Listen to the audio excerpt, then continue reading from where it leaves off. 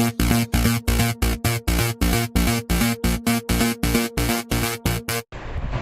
Student, आप सभी का स्वागत है हमारे YouTube चैनल KGM ग्रुप पर। आज से हम एक वीडियोज की नई सीरीज आपके लिए लेकर के आने वाले हैं और वह सीरीज होगी आपकी कक्षा 10 और विषय गणित से संबंधित। इस सीरीज में हम माध्यमिक शिक्षा बोर्ड राजस्थान अजमेर का जो कक्षा 10 का और विषय जो गणित है उसका सिलेबस हम हमारे चैनल पर जो है कंप्लीट करने की कोशिश यहाँ पर करने वाले हैं। और उसी सीरीज में हम आज आपका जो पहला जो क्लास है उसका श्री गणेश आज यहाँ पर हम करने वाले हैं। तो चलिए आज का जो हमारी जो क्लास है उसका हम श्री गणेश यहाँ पर करते हैं बिना टाइम वेस्ट किए। सबसे पहले अगर हम बात करें कि बुक की बात करें, हम किताब की अगर आप बात करें, आपके पास बुक है तो आप बुक खोल करके रखिए और साथ में आपका एक पेन और एक रफ आपके पास रखिए। दूसरी बात, अगर आपके पास बुक नहीं है तो भी आप एक पेन और एक रफ आपके पास रखिए ताकि जो भी कोई इंपॉर्टेंट चीज़ आप ब्लैक बोर्ड से नोट करना चाहते हैं वो आप आसानी से नोट कर सकते हैं, क्योंकि यहाँ पर हम बिल्कुल बेसिक से स्टार्ट करने वाले हैं और आपको कहीं जाने की जरूरत नहीं पड़ेगी। अगर आप पूरी क्लास अटेंड करते हैं, पूरे वीडियोज आप देखते हैं तो यकीन मानिए आप ऑनलाइन घर बैठे आपका जो सिलेबस है और आपकी जो एक्सरसाइज है वो बहुत अच्छे तरीके से आप तैयार कर सकते हैं और उन टॉपिक्स पर आप आपकी जो पकड़ है वो मजबूत कर सकते हैं। तो चलिए आज का जो हमारी जो क्लास है उसका श्री गणेश हम यहाँ पर करते हैं। ब्लैक बोर्ड की तरफ हम चलते हैं। सबसे पहले हम बात करें कि आज हम क्या स्टार्ट करने वाले हैं, तो आज आपका एक्सरसाइज नंबर जो 4 है, आपकी जो बुक है उसका एक्सरसाइज नंबर 4 यहाँ पर हम स्टार्ट करने वाले हैं। अब एक्सरसाइज नंबर 4 स्टार्ट करने का एक दो रीजन है वो मैं आपको थोड़ा सा यहाँ पर क्लियर कर देता हूँ। सबसे पहली चीज, इस एक्सरसाइज में से आपको बोर्ड में 6 नंबर का, कितने नंबर का, 6 नंबर का एक क्वेश्चन आपको यहां से मिलने वाला है, तो इसीलिए इसको हमने यहां पर स्टार्ट किया है।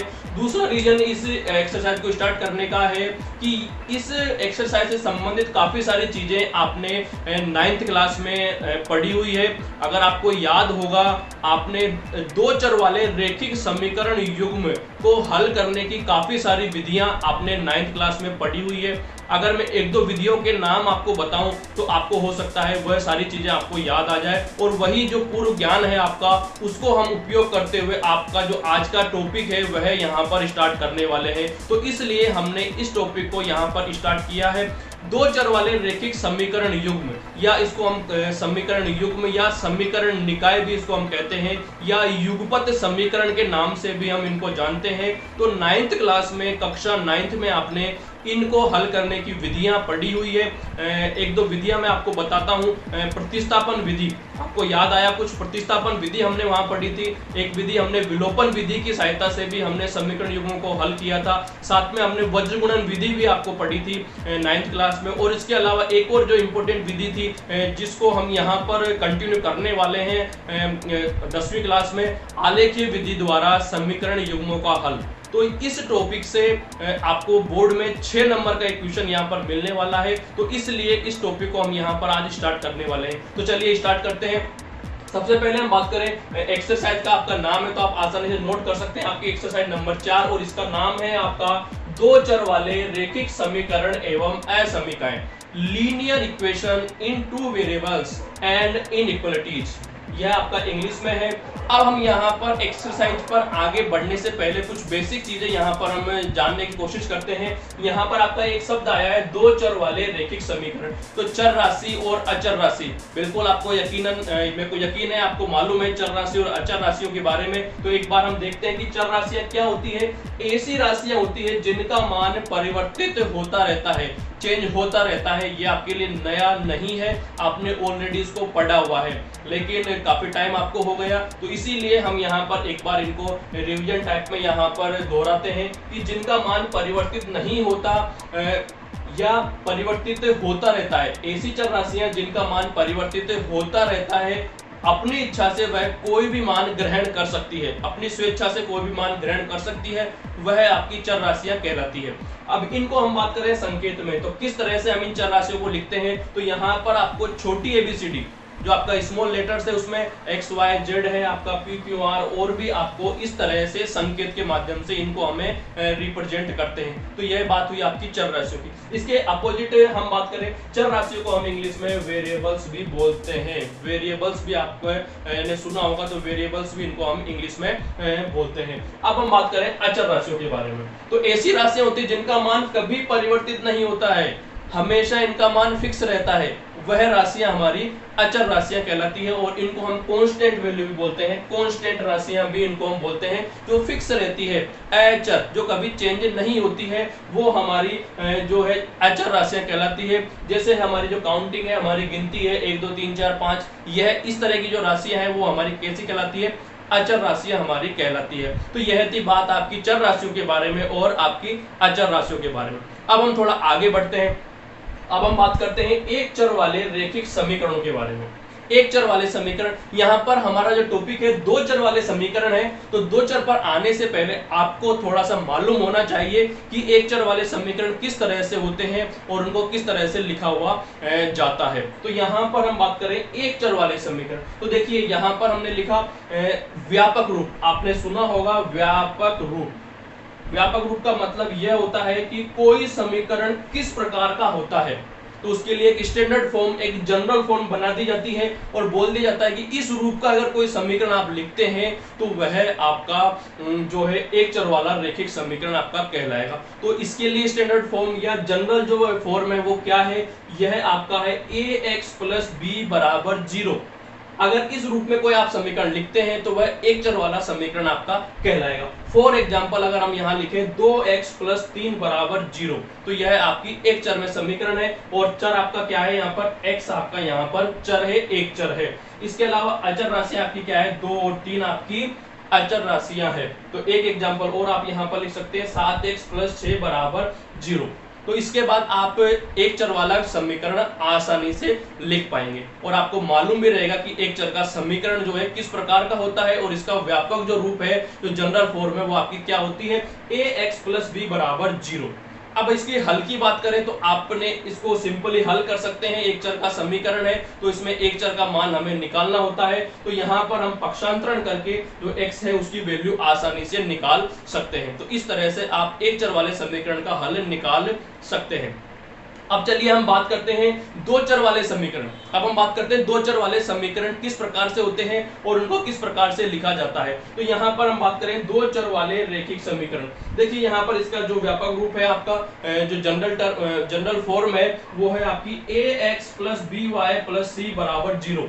इस रूप का अगर आप कोई समीकरण लिखते हैं तो वह आपका दो चर वाला रैखिक समीकरण यहाँ पर कहलाने वाला है। तो देखिए यहाँ पर हमने एक एग्जांपल लिखा, आप भी एग्जांपल, कोई सा भी एग्जांपल इस तरह से यहाँ पर लिख सकते हैं, लेकिन उसका रूप जो होना चाहिए वो इस तरह से होना चाहिए, व्यापक रूप की तरह, ax + by + c = 0। तो यहाँ देखिए हमने लिख दिया 3x + 6y - 7 = 0। तो यह क्या हो गया, आपका दो चर का समीकरण हो गया। अब हम बात करें दो चर कहां पर है इसमें, तो देखिए यहाँ पर x है और y है, तो यहाँ पर दो चर हो गए आपके, x और y क्या है, आपके चर हैं, दो हो गए, अलग अलग है x और y, तो यहाँ पर दो चर आपके हो गए। और साथ में जो अचर राशियां हैं वो 3 6 7, यह सब क्या है, आपकी अचर राशियां हैं। ठीक है, अब चलिए थोड़ा सा आगे हम बढ़ते हैं।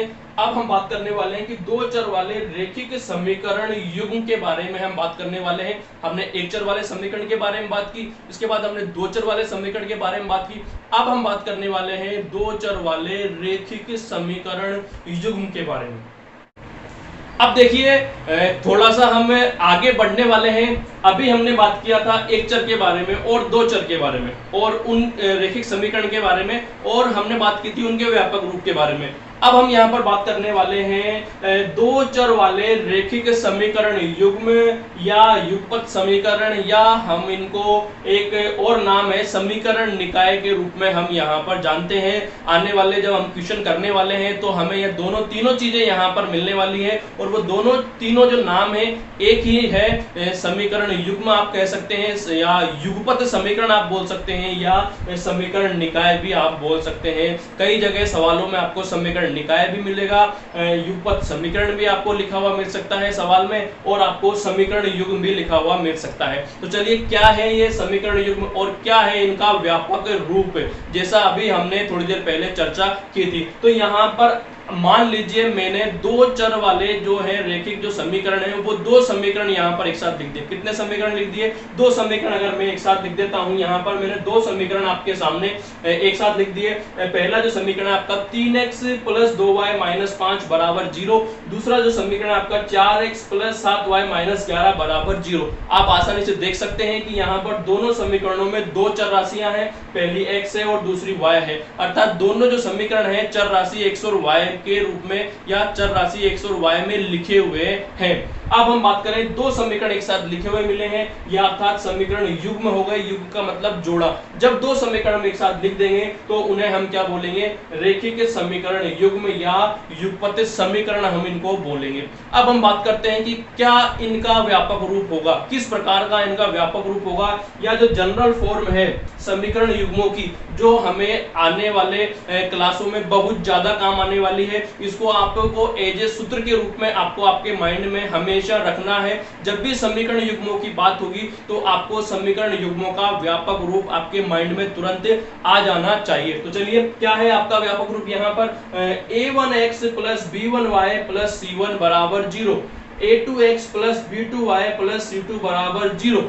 यह है आपका समीकरण युग्म का व्यापक रूप। जब दो समीकरण आपको एक साथ मिलेगी तो उन्हें हम बोलेंगे समीकरण युग्म या युगपत समीकरण, या एक दोनों समीकरणों को मिला करके आपका एक निकाय भी बोला जाएगा। तो एक शब्द और आपके काम आने वाला है निकाय, तो निकाय भी आपको ध्यान रखना है। तो यहाँ पर अगर कुल मिलाकर के हम बात करें कि समीकरण युग्म का आपका व्यापक रूप बताइए, कई बार एक नंबर में आपसे पूछ लिया जाता है कि समीकरण युग्म दो चर वाले रेखिक समीकरण युग्म का व्यापक रूप लिखिए, तो आपका आंसर क्या होने वाला है?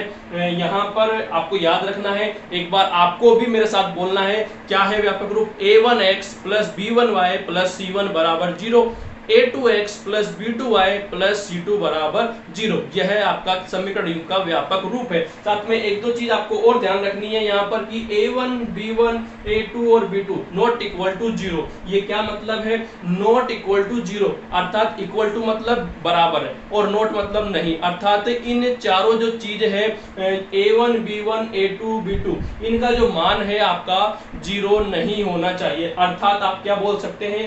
a1² + b1² not equal to 0, साथ में a2² + b2² not equal to 0। तो यह प्रतिबंध भी आपको यहाँ पर ध्यान रखना है। साथ में ये जो आपके हैं a1, b1, c1, a2, b2, c2 are real numbers. क्या हो सकते हैं? ये आपके रियल नंबर्स हो सकते हैं। कोई भी वास्तविक जो संख्या है वो आपकी यहाँ पर हो सकती है। तो यह था आपका समीकरण युग्म। एक एग्जाम्पल हमने पहले लिखा, और इस रूप का कोई समीकरण होगा तो वो आपका क्या कहलाएगा?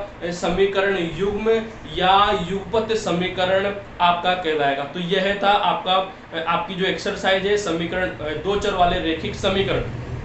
क्लास को खत्म करने से पहले हमने बार बार यहाँ पर रेखिक समीकरण का नाम लिया। रेखिक समीकरण, एक चर वाले रेखिक समीकरण, फिर हमने बोला दो चर वाले रेखिक समीकरण, फिर हमने लिया दो चर वाले रेखिक समीकरण युग्म। तो यहाँ पर रेखिक समीकरण आखिर में है क्या? ये रेखिक जो शब्द है वो आपका है क्या? तो यहाँ पर रेखिक का मतलब होगा, जब हम बहुपद के बारे में अगर बात करेंगे, रेखिक बहुपद, तो एक घात वाला कोई अगर बहुपद है तो वो आपका रेखिक बहुपद कहलाता है, एक घात वाला।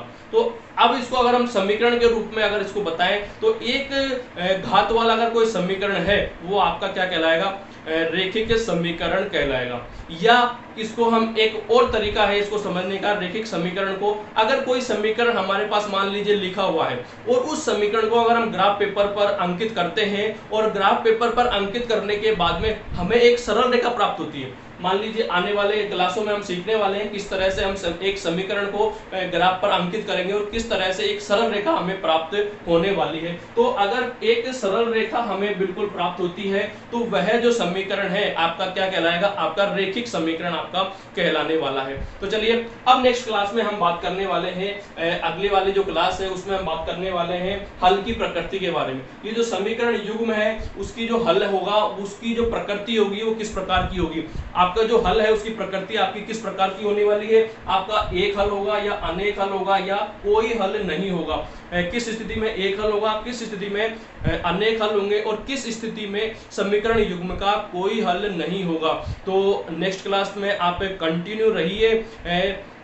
आपका जो टॉपिक है ये खत्म होने के बाद में हम इस टॉपिक से संबंधित एक ऑनलाइन टेस्ट भी आपके लिए रखने वाले हैं ताकि आपको भी मालूम लगे कि हमने क्लासों के माध्यम से क्या सीखा और यह चीज़ मुझे भी मालूम रहे कि आप क्या इस क्लासों के माध्यम से सीख रहे हैं और कितना आपको बेसिक और यहाँ पर सिखाने की जरूरत है। तो क्लास ऑनलाइन टेस्ट के लिए भी आप तैयार रहिए और ऑनलाइन टेस्ट आप तभी दे पाएंगे जब आप हमारे क्लासों पर रेगुलर रहेंगे और पूरी क्लास को ध्यान से अटेंड करेंगे।